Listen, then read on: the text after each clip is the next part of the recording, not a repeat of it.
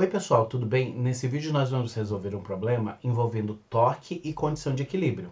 A questão que a gente vai resolver, ela é da PUC e encontra-se no livro Física Aula por Aula, volume 1.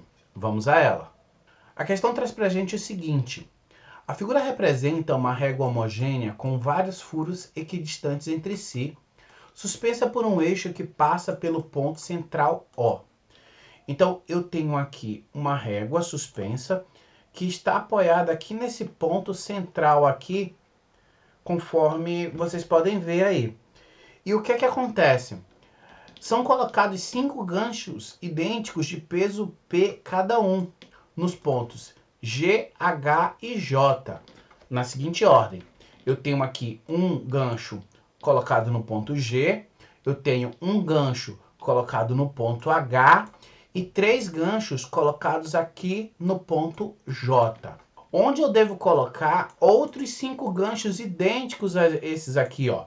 Se eu colocar eles em um único furo, qual desses furos aqui vai ser onde eu vou colocar esses 5 ganchos para que essa régua ela fique em equilíbrio?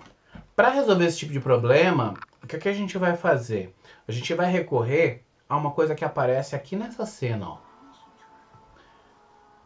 Notem que a gamorra ela vai equilibrar aqui essa adaga, e para que essa adaga ela fique em equilíbrio, é necessário que a tendência que essa adaga tenha de girar para esse lado seja a mesma tendência que ela vai ter de girar aqui para o outro lado. E a gente calcula isso por meio do torque.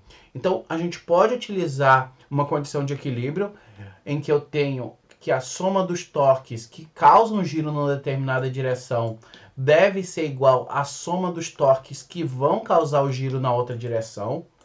No momento de calcular esses torques, eu posso fazer o produto da força pela distância até o eixo de rotação, sendo que essa força que a gente vai utilizar aí tem que ser uma força perpendicular a essa distância, ou seja, formando um ângulo de 90 graus.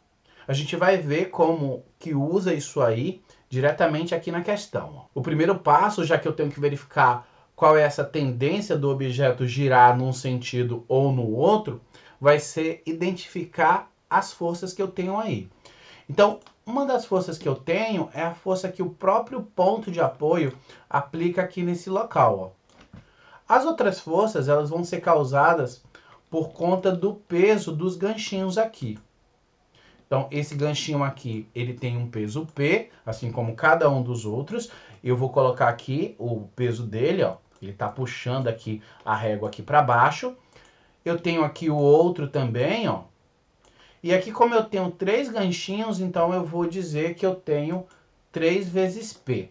Vai ser a força que vai ser aplicada aqui nesse ponto. Além disso, eu tenho também aqui o peso da própria régua, que é aplicada aqui no ponto central aqui da minha régua. Essas são as forças que a gente consegue identificar onde cada uma está, mas eu preciso também colocar aqui, desse outro lado, essa outra força por conta dos 5 ganchinhos que eu vou colocar aqui, ó. Eu não sei ainda onde é que ela vai ficar, então eu vou colocar ela aqui num ponto qualquer. Eu vou descobrir onde ela vai ficar depois que eu fizer os cálculos. Agora que a gente já tem as forças aqui, a gente pode identificar o que é que cada uma pode causar em termos de giro. Então, imagina que aqui é o ponto central, ó. Se eu tiver uma força aplicada aqui, diretamente no ponto central, como, por exemplo, o peso da própria régua, ou a força normal, que também está sendo aplicada aqui nesse ponto, ela não causa giro, ó. Já essa outra força que está sendo aplicada um pouco mais para cá, ó, imagina, eu tenho aqui o ponto central e aplico uma força um pouco mais para cá. Ela causa giro, ó. Então, eu posso dizer que essa força, ela pode causar um giro da régua nesse sentido. Essa outra aqui também, ó, puxa a régua para cá. E essa aqui também. Já essa outra força que está desse lado, ela poderia fazer a régua girar nesse outro sentido. E eu posso equacionar isso aqui, ó. Eu posso equacionar dessa forma. A minha tendência de giro nesse sentido da régua ela vai ser representada pelo torque, que causa essa tendência de giro. Ela vai ter que ser igual à soma dessas outras tendências aqui, ó. Ou seja, a soma desses outros torques aqui. Se eu tiver essa condição de equilíbrio, isso significa que eu não consigo girar nem para um lado e nem para o outro, tá? Então é isso que a gente vai calcular para poder identificar exatamente onde que essa força de 5 P's aqui, ela deve ser aplicada. Para fazer o cálculo, eu preciso, como vocês viram ali no vídeo do Thanos, eu preciso dessa força e eu preciso também da distância dela em relação ao eixo. Eu tenho aqui que essa força P, ela está a 2 unidades de distância do meu eixo central aqui, ó. Essa outra aqui, ela está a 3 unidades, é só contar, ó, 1, 2, 3 unidades. E essa outra aqui, ela está a 5 unidades do eixo. Já essa outra força aqui, ó, que é justamente por conta dos 5 ganchinhos de peso P cada, eu não sei onde ela está sendo aplicada, porque eu não sei onde os ganchos realmente foram colocados. Então, eu vou calcular essa distância, que eu vou chamar de x, e aí, dependendo do valor da distância, vamos supor que a distância deu 1 unidade. Então, quer dizer que os ganchos eles foram colocados aqui no buraco E.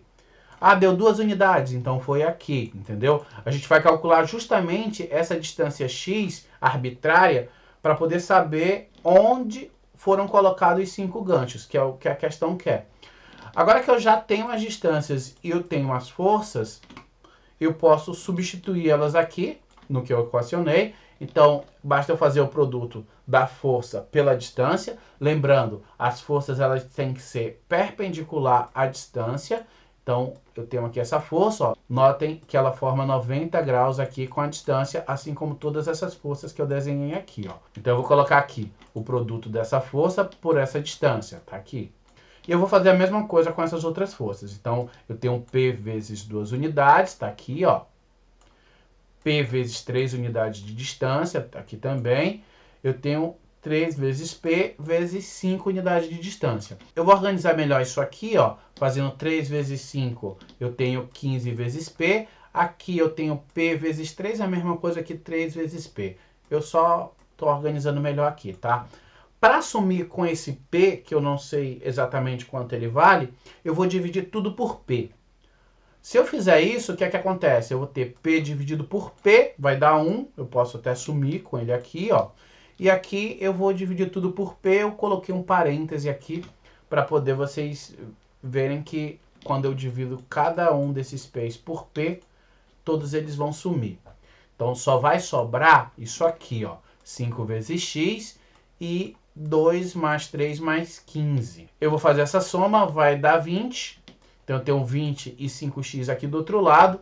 Agora é só eu isolar o x. Então o x ele vai ser 20 dividido por 5.